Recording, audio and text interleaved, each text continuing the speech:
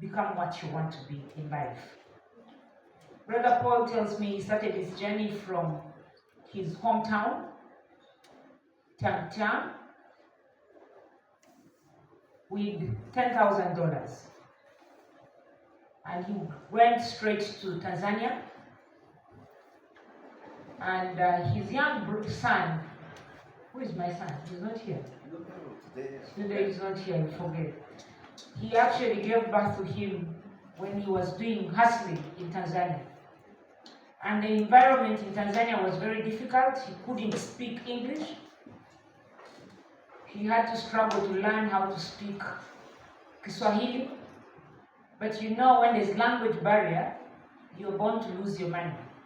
And he lost almost all that money that he came with. But he had to change his business plan. He was left with very little money. He changed his business plan and said, no, I don't think I can stay in Tanzania. Let me move to greener pastures. He heard that there was a promised land, and the best land in Africa is called Pearl of Africa. So he Googled and he looked for that place, and he found that it was very next to him, because he was just here in Tanzania, and he crossed to Uganda. And when he crossed to Uganda, he did not get cheated. He started slowly as a trader, selling handbags. I saw my sister Anyakun taking her bag away. I wanted to show you how he started. And he's also not here.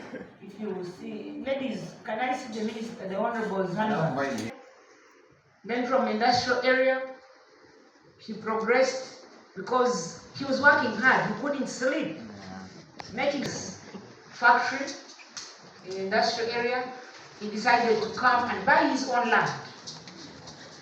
He bought his own land in an area called Mbale, where we shall be going next, in Mukono. So he bought that land and put a note, and I said, just show me the direction of the land. Once they showed me, the LC5 chairman then was Bahati. And I got the LC3 chairman. Where is that LC3 chairman of mine? Did he come? Brother, we must always make sure he's here. He's our... Yeah, my best friend. Yes, because he was a flag bearer. Yeah. That young man said, even if the local government does not agree, for me, I want development in my sub-county and in my village.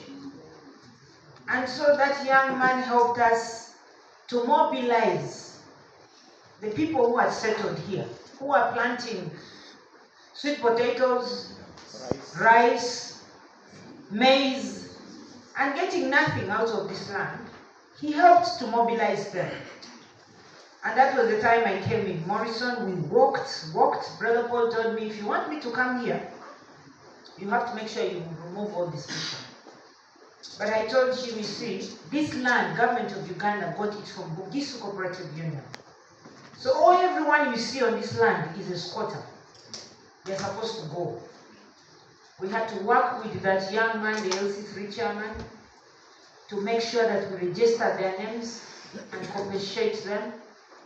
And Brother Paul here, he came and did the slashing, the digging, walking, and I will tell you it's a very painful story when he was about to give up, because he was working and entering into water to this level, and he fell and cut his knees and sent me pictures and told me, sister, I think I'm stopping here. I told him, brother, don't give up. Let's treat you. Continue.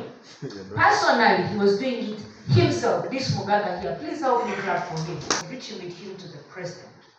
The president said, this is a very serious and determined person who has come and told us he will create 20,000 jobs. Let's give him the support. So the president came on the day of groundbreaking. As you know, we agreed that the president does not do groundbreaking, because every time as government we do groundbreaking, the project does not succeed, it stays there. So, but we convinced him that no, this time it will work.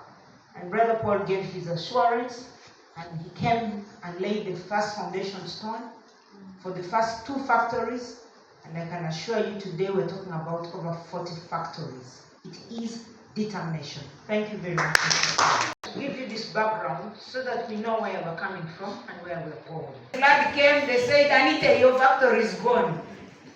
Because for me, creating jobs for the citizens and reducing on our import bill is my pride, is my joy. The growth of my country is my happiness. Today we're talking about industrialization contributing 16.5% to our GDP, which is the highest in the whole of East Africa. We want to surpass all the other countries. Today they talk about Uganda being the best investment destination in East Africa. It is because we look at our investors as our partners in development.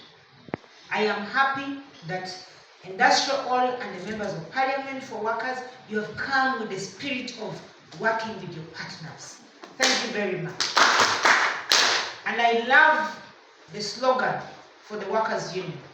Brother, I need to tell you this. It says solidarity forever.